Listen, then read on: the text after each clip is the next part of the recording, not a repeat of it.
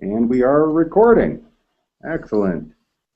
Welcome to our third week of our April Hangouts, Marketing Local, looking at social web tips for the South Africa's tourism pros and uh, lessons that are relevant to people around the world who are working in tourism in their local communities.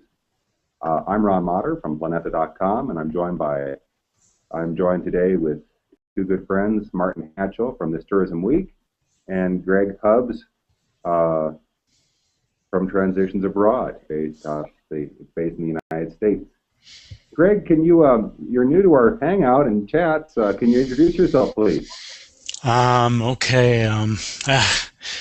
I haven't slept all night, so I'll have to keep it brief because my mind's a little foggy. But I've been basically I'm working on a magazine on a website that was based on a magazine founded by my father back in 1977, which began exploring the concepts of first educational and then responsible travel way back when, and you probably know better, Ron, than I, when he focused more on responsible travel. I know he was always interested in the subject based upon our travels.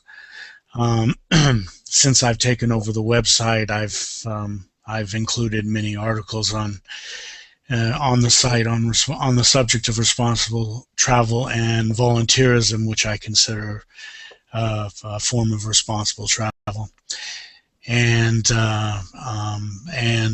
my only problem has been in being a for-profit site is that responsible travel subjects have not brought in any income relative to the work, study, travel, and living topics which we cover and have covered for years.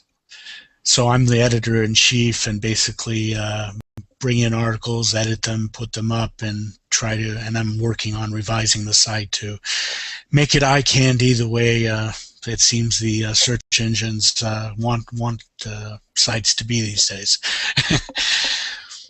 I hear you. Well, it's really good to have you on board and your candid views on how you're seeing the traffic data is most welcome.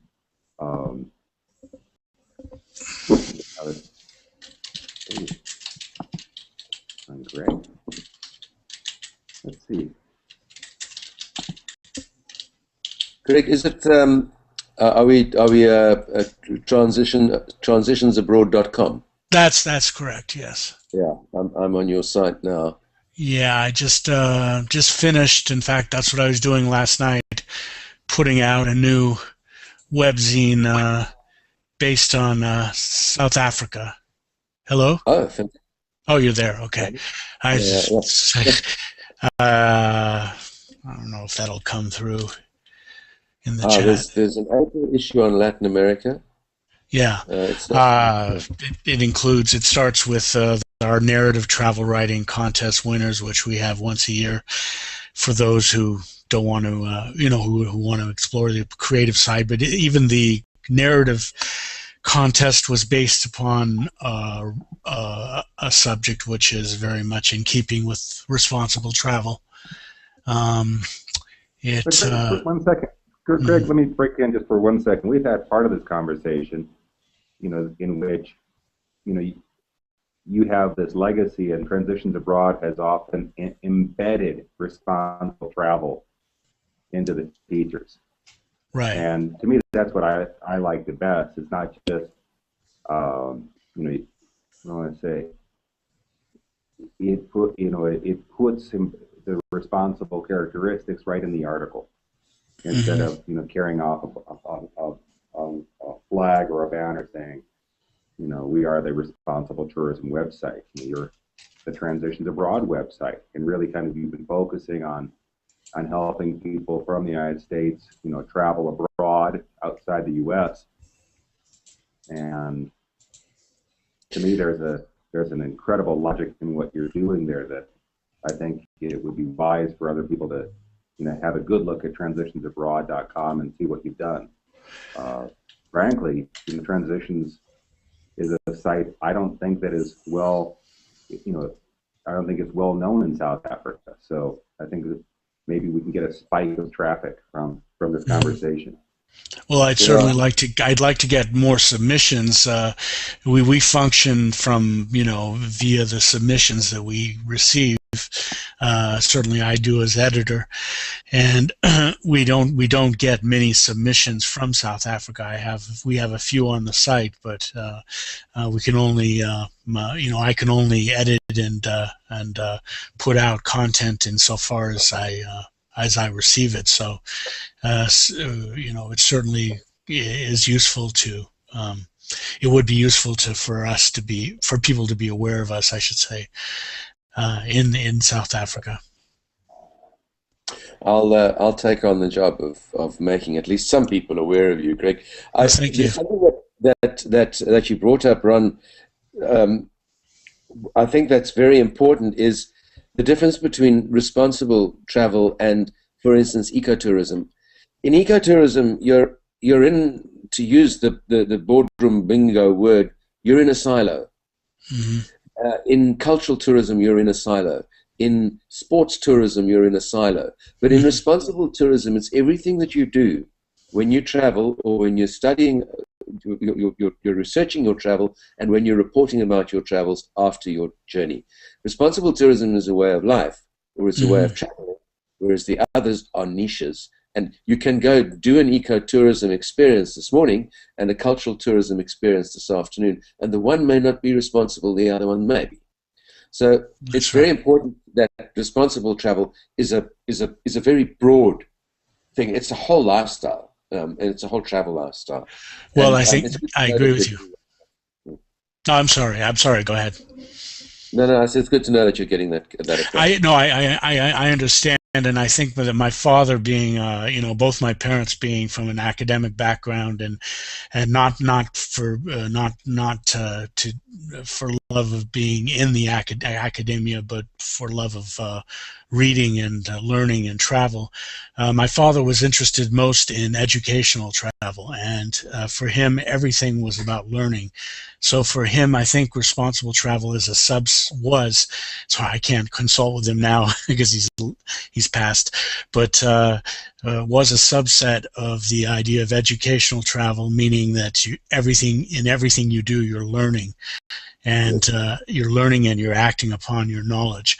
And since they started out traveling in the early 60s through regions that very few people travel to, North Africa, the Middle East, in the midst of wars, etc., rather naively perhaps, they saw the so quote-unquote ugly American, and they wanted to report back that there were other ways to travel besides the glitzy magazine, glossy magazine style portrayed in the United States. And now his ironically, everybody's giving lip service to the idea. The idea is almost verbatim that were part of his original mission statement, and if Ron's had a big part of influencing it, I know. But what I don't know is the sequence of events in terms of when my father started being interested in responsible travel or named it as such. But again, I think it was an outgrowth of the idea of educational travel, and that all travel is learning and acting upon what you have learned and are learning. So, in that sense, that's why it's not in a silo. That point leads us quite nicely into the topic for tonight's conversation, Ron, which is QR codes, because the QR code is a fantastic way of sharing information. With people who are in. Let's let people understand what a QR code is if you haven't seen it yet. I have the giant version behind me. But here's a poster. My buddy Boris, who works with kids workshops in Dhaka. Let's see if we can get this back. And my friend Boris, he doesn't even use a computer, but he insists on having the QR code that goes to the wiki so that people can find out about his work and, again, how it fits together. QR code stands for Quick Response Code. And this will be the topic for the next 20 minutes of our conversation. I've just looked on my new phone, and I haven't downloaded a QR code reader yet. I've only had the phone a few weeks. So yeah, it's going to require a smartphone, and you boot the puppy up. There we are. And you boot the puppy up, and here I have it. It's called the QR reader, and it's QR reader. It's kind of like a barcode at a supermarket. You see these symbols in magazines, on billboards. I've seen it at the airport, in gift stores, etc., where again you wave your smartphone over it deciphers the text and lets you, gives you this secret message. Is it a gizmo? Yes. Is it eye candy? Yes. I mean, it's kind of, it stands out. Some people, including myself, find it a bit, well, ugly, but it works. So if we're going to have these smartphones, it's a great way of using it. The trick is, though, that you've got to have the app. I've had quite a few people complaining that their cameras can't read the QR code. They don't. Some people haven't grasped the difference between an app and a camera. But yeah, you've got to have the app, and you've got to use it you've got to tell it what to do. It sounds crazy, but you do have to do that. But once you've told it what to do, it can take you to a website, or it can provide you with text information, or various other types of data. But in my work, I found that the website and a particular web page on a website is the most useful, because if you tag for instance, an exhibition in a museum with a QR code, you can put a lot more information onto a website than you could onto a sign next to that exhibit. So that if a person scanned that code, they can go to a website and see text, photographs, and videos, and maybe even listen to podcasts about that exhibit. Well, exactly. And, Martin, one of the things we've seen is, for example, the example from Wikipedia that it worked with a town in Wales creating QR codes to go with various establishments in the town. Yes. And again, these codes then can be deciphered and then can be read in different languages. So if you're a tourist from Japan, you get the information in Japanese. If you're a gringo living in Mexico, I guess you get a choice of reading in English or Spanish. But it's a really good way of showing how you connect this technology with some innovative, on-the-site ingenuity. For example, here's a family farm. You've seen labyrinths that are made by farmers. Well, here's a QR code labyrinth that you can walk through. And, was that actually cut into the field? That's actually cut into the field. Oh, lovely. But Martin, can you give a little bit of an explanation of this presentation of what you did in Mossel Bay? Yeah, the history to digital interface.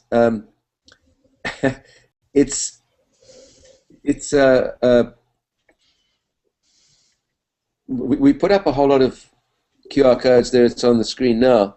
We put up a whole lot of QR codes at the Dias Museum complex. Bartholomew Dias was the first European to land on South African soil, and in 1488. And the museum is basically dedicated to maritime history, local history, and now also the archaeology of Mossel Bay, which has revealed the earliest evidence for modern human behavior. And there's so much information to get out. But the museum is like museums, I suppose, all over the world, especially here in Africa. It's cash strapped. So what we did was we got the local tourism destination marketing organization, Mossel Bay Tourism, to fund the cost of research and writing pages for various exhibits around the museum. And we put up these QR codes like you can see here at the post office tree, which is where sailors in the old days used to leave messages for one another. Apparently they were always left in an old boot, which is why the modern day post box there is shaped like an old sailor's boot. And we put up the QR code, and then when you went to the page on our brochure, it was 394 words. But if you follow the QR code, if you read the QR code and went to the page on our website, we've got 665 words there, and with space for more, and we've got videos there, and we've got photos there. So somebody who's at the post office tree can get a full description not only of the history of the tree, but of the botany of the tree and anything else we want to put on there.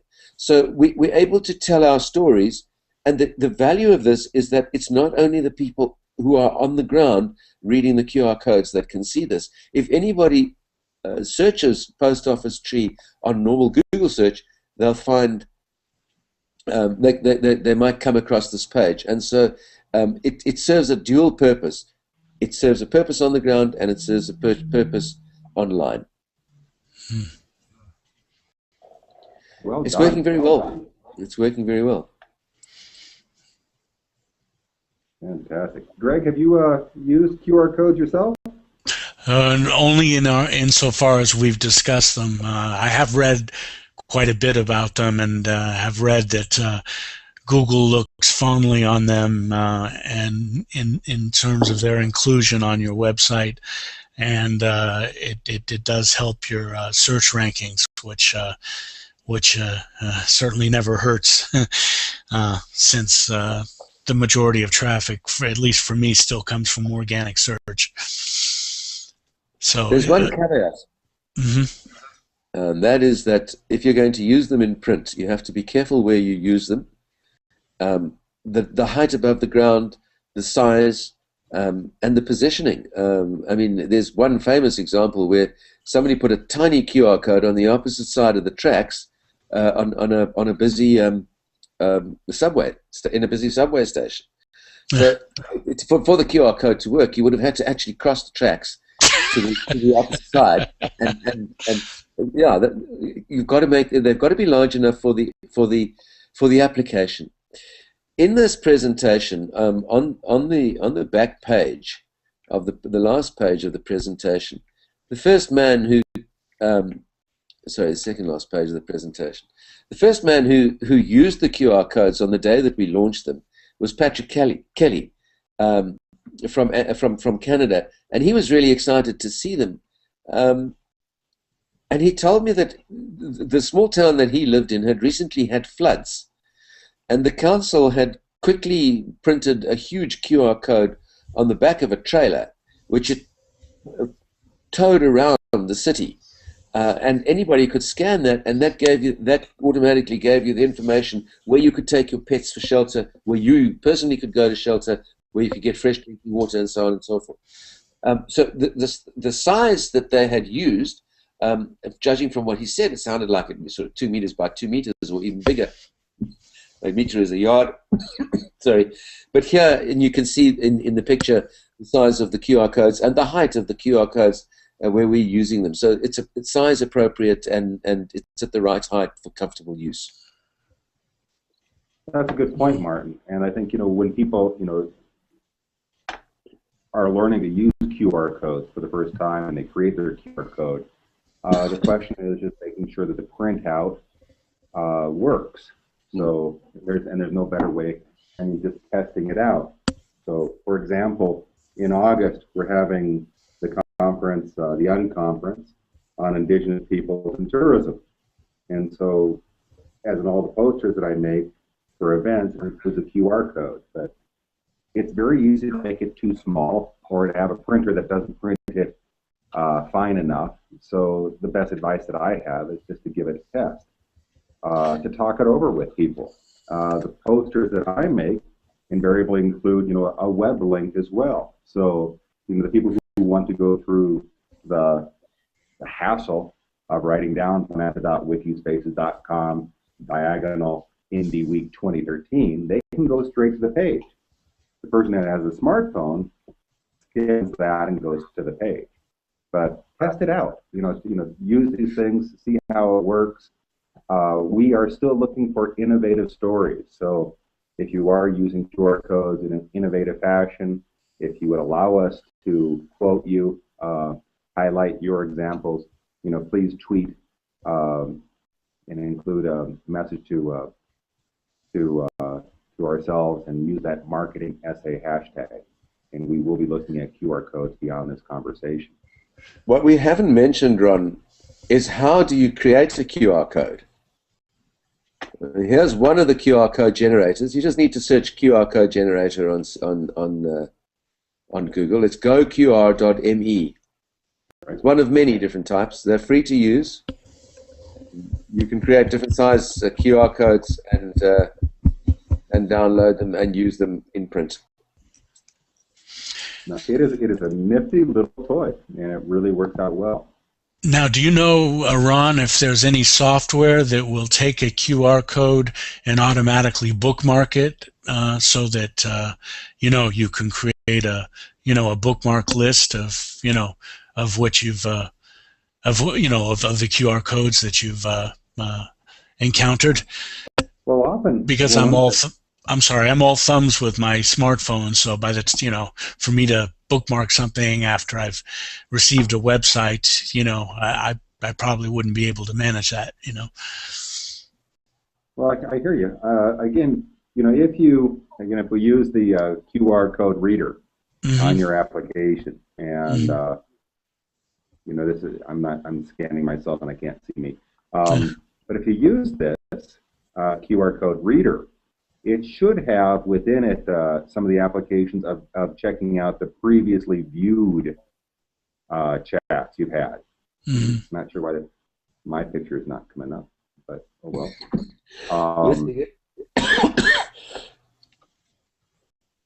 What's happening there? Today's chat is kind of going through, is not really going to the voice, it doesn't seem. No, I was coughing, choking, and spluttering. There I am. So again, we're just take a look at your application, and if your application doesn't have a list or a way of accessing things, then check out a different application. But frankly, another service that I use on my smartphone, I don't know if you've heard of this. This is completely different. But I use Shazam. Yeah, that's fun. And Shazam is to identify music. So you have the Shazam program listening to the recorded music, and it will tell you what song it is, and then try to sell you that song. That I've actually used, in creating a playlist. But there are so many different ways of using this technology in a successful and fun way. Ron, here in South Africa, where we have issues with cell phone coverage, you also, if you're going to put up QR codes at a remote location, on a game reserve or in a bird sanctuary or something, you need to know that your smartphone is actually going to have the bandwidth, or that your supplier is going to provide the bandwidth so that smartphones can read these things and then convert them to the web page. There's no point in putting up a QR code if you're on Edge, which is the slowest form of broadcast here, and the smartphones won't be able to lift your bring up your desired web page. No, I hear you. Again, I think it's place specific. I think it's timing specific. Notice we could not have had this conversation and be considered sane people 5 years ago or 10 years ago. This just wasn't in the cards. So the question is, what will be available in 2013 or what will be available in 2018? I also think it's probably a good idea to think what sort of technology we want and where. I know for example, again, talking about our good friend Ivar Rukl in Estonia, the parks in Estonia have, for the most part, pretty good internet access. The parks. Yeah. But to go off-road, to go into go off into the hinterlands of Zion National Park or the Grand Canyon or the Everglades in the United States or Kruger in South Africa, do we really want to have all of this technological gadgetry? I would argue it's really important to have this in the museum, in the visitor information center. On site, on the ground, maybe not. It's not so important. There are other cool ways of using technology. I'm a big fan of Fluker Post in Australia, but that just requires people taking photos at specific spots. But where But we go. You also like the ahead. pin. You also like the pin board.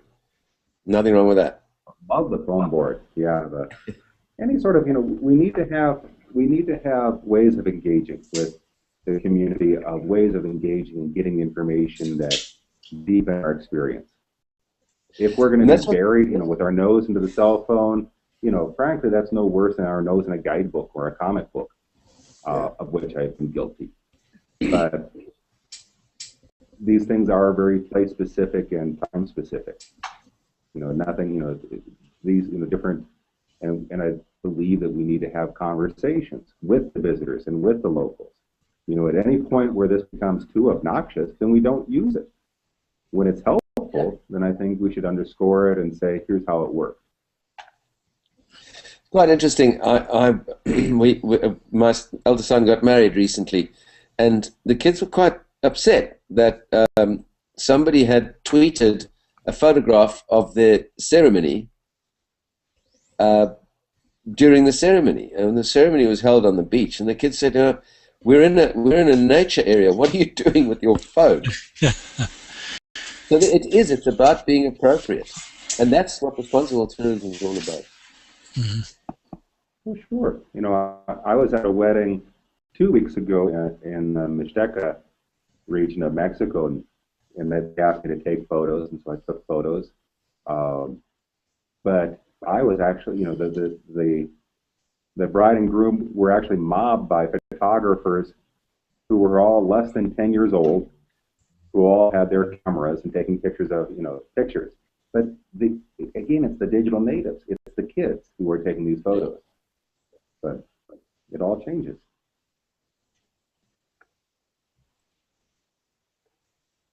That is the groom and my grandson. Am I allowed to boast? Yeah, very handsome. They're beautiful people. They really are. Yeah. Yeah, I'm very proud of them. Anything else we should add about QR codes for today? Yes, I think one more thing. I don't think we've stressed it enough. To me, responsible tourism is grounded in storytelling. And this QR code is a fantastic way of sharing stories. It's an inexpensive technology. I know a lot of the nerds and the techs don't like it. They don't think it's cool, but I think it's cool because it works and it gets those stories told. Mm-hmm. Well said. Yeah. Greg, any final words on your side? No. Next time I'll be a little more clear-headed. I apologize. I tend to work all night, I'm uninterrupted. But next time I can be a little more I'm clear. so happy you're here with us. Yeah, I mean, I could speak. I could speak on the slow travel, slow food movement, etc. And in the future, if you ever want to speak on that, that's one of my particular obsessions, which connects because most of my experience is in Europe, which has sort of taken responsible travel for granted for many years, I think, particularly in Italy, which is naturally communal. And in fact, it's no accident that the Communist Party was so strong, and communists did not Well, in I'll a tell you what, centralized we way. will come back. We will come back to have that conversation with you. Sure. But I want to thank everybody for watching.